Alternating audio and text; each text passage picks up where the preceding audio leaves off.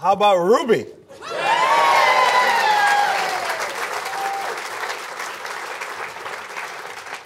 Thank you, Ruby.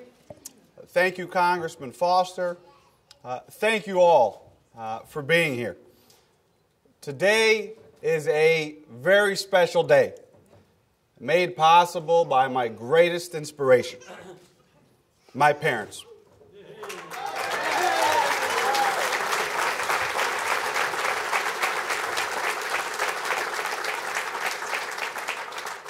Over 40 years ago, my mother and father fled a war-torn village in Greece and traveled to America's shores.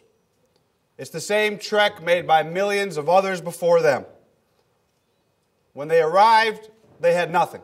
They had no money, they had no education, and they didn't speak the language. But they had one thing that sustained them: their belief in the fundamental idea that America is more than a place. It's a promise.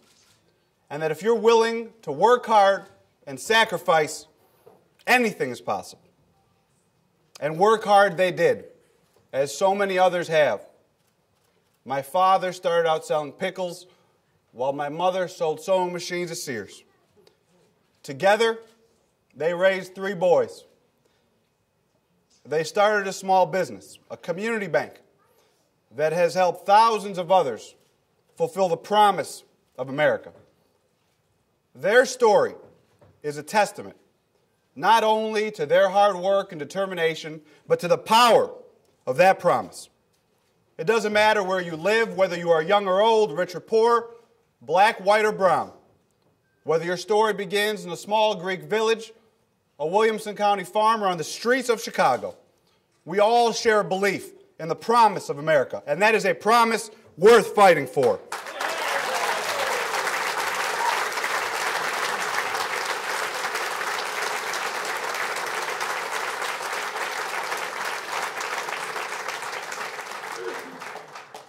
But tragically, this promise is under assault. We are facing the worst economic crisis since the Great Depression. A home foreclosed upon every 8 seconds. Unemployment hovering at 10%, the highest in a generation. Millions of families can't afford basic health care. College tuition is skyrocketing. And family businesses around for generations suddenly closing their doors. But statistics don't do justice to what is an all too personal tragedy.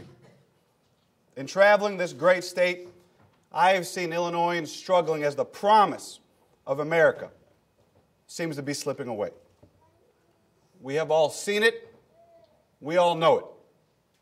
People are hurting in a very real way every day. The farmer outside Quincy who fears rising costs will force his children off the family farm.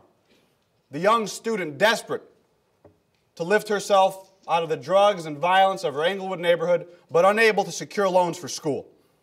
The Moline tool and die worker with 3 kids at home, scared that her manufacturing job will be shipped overseas like millions of others, and that she'll lose her home and won't be able to take care of her 3 kids. These are the casualties of Wall Street's reckless economic choices. These are the victims of Washington politics as usual.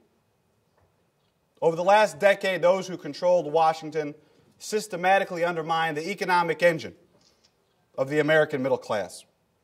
They gave tax breaks to corporations that ship our jobs overseas, but refused to fight China's unfair trade practices.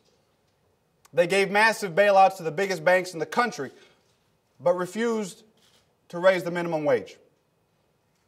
They supported George W. Bush's tax cuts for the wealthiest 1%, but then opposed President Obama's middle-class tax cuts.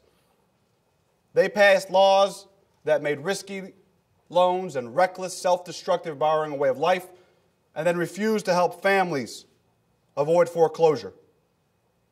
Those in power could have only supported what has been so destructive to our economy for one of 2 reasons. They either gave in to the special interests that fattened their campaign accounts with millions of PAC dollars, or they actually believed in these failed trickle-down policies. The policies they forced on the American people for nearly a decade, killed millions of jobs, helped the few that are rich, hurt the many in the middle, and drove our nation into the deepest economic recession in 75 years. You would think that these people, those who created this crisis and who deserve to be held accountable for their actions and bad judgment, would see the pain they have inflicted. But they don't see it, they don't feel it.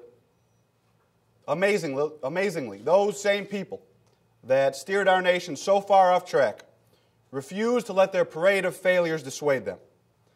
They insist on dragging us backwards to the very same reckless policies that caused this crisis. Just this week, we heard a Republican candidate for this very office pledge reform with one hand, while the other hand takes millions from corporate special interests and votes for the very policies that got us into this mess in the first place. That's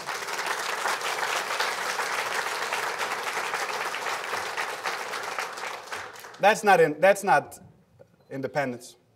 That's the same old Washington way. That's the same tired politics that voters rejected in 2008, and that's the same tired politics that we will defeat in 2010.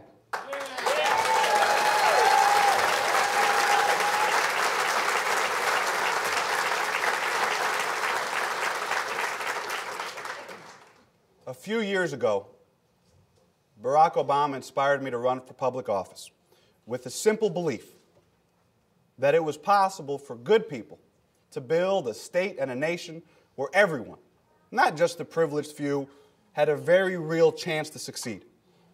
In this very building, Barack Obama endorsed my candidacy for state treasurer. With his audacious spirit in mind, we embraced a new way of doing things, and we won. My very first act as state treasurer was to sign the most sweeping ethics order in the history of the office, to ban contributions from banks and contractors and send a clear signal that, at least in this office, the old corrupt pay-to-play system was dead and buried.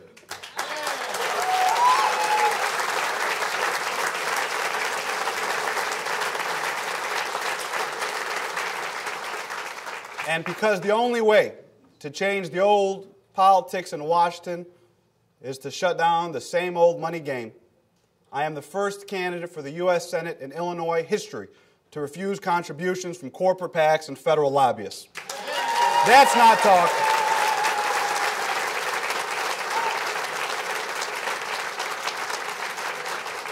That's not talk, that's action. We cannot sit back and let special interests bankrupt American families. We need action, and we need action now. That's why, as treasurer, I've led the fight, and we've gone further than any other state in the nation to get credit card companies and their aggressive marketing campaigns off our college campuses before another generation of Americans is saddled with massive debts before they even graduate. That's why we worked so hard to transform the Bright Start program from one of the worst college plans into one that Money Magazine has now ranked among the top 3 in the nation. That's